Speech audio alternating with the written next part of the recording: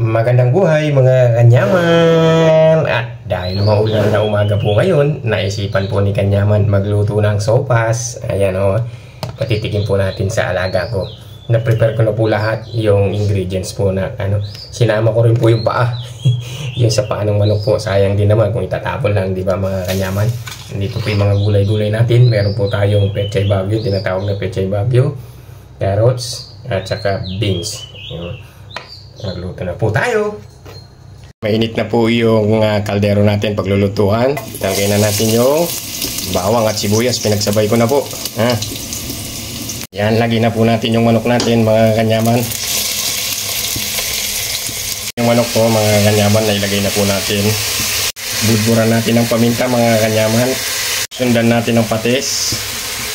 Lagay ko na rin po yung carrots at beans natin mga kanyaman. Sunod na natin yung yung pasta natin. Macaroni pasta. Lagyan po natin ng konting oyster sauce mga kanyaman. Ilalagay na po natin yung gatas mga kanyaman Uy!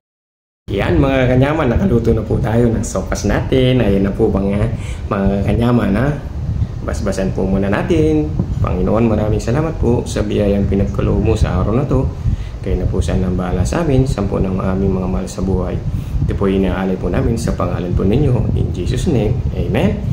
Yan. At may surprise pa po. Siguro, first time yung makakita na sopas nilalagyan ng kalamansi. Budburan ko po ng kalamansi yan mga kanyaman. Diba? Tingnan nyo po may kalamansi po siya.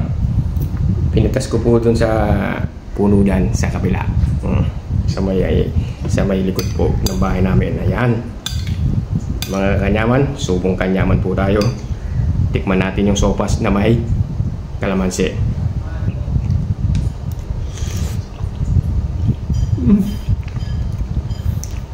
Kanyaman.